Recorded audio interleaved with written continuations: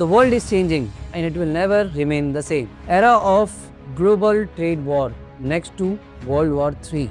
Complete rejection of World Trade Organization framework. ये हैं कुछ इनिशियल कमेंट्स जो कंट्रीज के रिप्रेजेंटेटिव्स ने बोला है after imposition of US reciprocal tariffs. Now आज इस वीडियो में हम कुछ इंपॉर्टेंट कंट्रीज के बारे में बात करेंगे जिनके रिप्रेजेंटेटिव्स ने क्या रिएक्शन दिया और वो कंट्रीज क्या अप्रोच कर रही है, और साथ साथ हम ये समझेंगे कि इंडिया की अप्रोच क्या है against this reciprocal tariff war. So let's start. सबसे पहले हम बात करते हैं चाइना की। चाइना पे जो टैरिफ रेट लगा है वो लगा है 34%। इवेंचुअली इंक्रीज हो गया है टू 54%, तो एडिशनल 34% का रेसिप्रोकल टैरिफ और लगा। चाइना के जो एक्सपोर्ट्स होते हैं टू यूएस 14 to 15% है, मेजर हैं, एंड एज एक्सपेक्टेड चाइना ने रिटेलिएट किया है। China is not in a discussion mood. China ने भी 34% के टैरिफ और लगाया है on all goods imported from US to China, और साथ साथ चाइना ने अपील भी फाइल करी है WTO ऑर्गेनाइजेशन।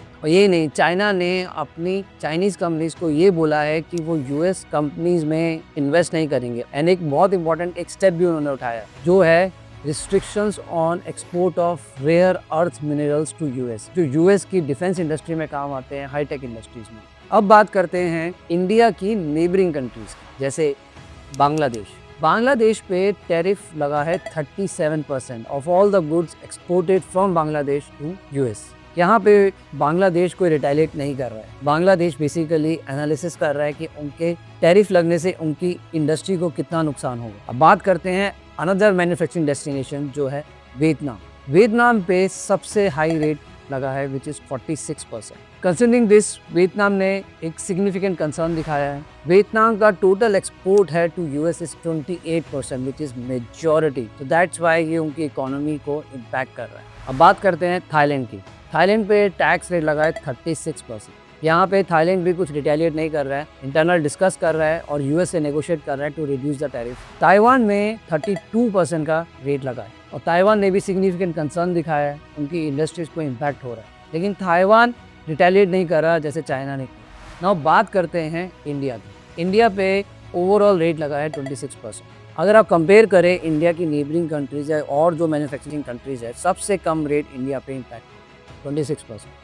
तो यहाँ पे इंडिया का कोई एक्चुअली इनिशियल कमेंट नहीं आया है या इनिशियल रिएक्शन नहीं आया है। सिर्फ रिएक्शन ये आया है कि we are currently evaluating this proposal, और यहाँ पे ऑलरेडी इंडिया नेगोशिएट कर रहा है एक trade deal for a long term purposes, and कहीं ना कहीं इंडिया इस चीज़ को इवैल्यूएट कर रही है कि जिस तरीके से दूसरी manufacturing countries like Vietnam, Thailand, Bangladesh पे हायर रेट है, इंडिया पे कम है, तो क्या इंडिया अपना मैन्युफैक्चरिंग जो मेक इन इंडिया कैंपेन है उसको और एग्रेसिवली पुश करें ताकि जो मैन्युफैक्चरिंग है वो यहाँ और सेटअप हो और यहाँ से गुड्स एक्सपोर्ट हो और यूएस के लिए इंपोर्ट हो, ताकि ड्यूटीज़ की नेट सेविंग आ रही है। नाउ बात करते हैं इंडिया की एक और नेबरिंग कंट्री सिंगापुर। सिंगापुर के प्राइम मिनिस्टर ने अपना एक इनिशियल व्यू थॉट्स दिया है कि इस टैरिफ वॉर से एक्चुअली में जो WTO फ्रेमवर्क है उसको पूरा डिस्टॉर्ट कर दिया गया है, and obviously it's not good for the world economy. So overall इस टैरिफ वॉर से एक इम्पैक्ट हो रहा है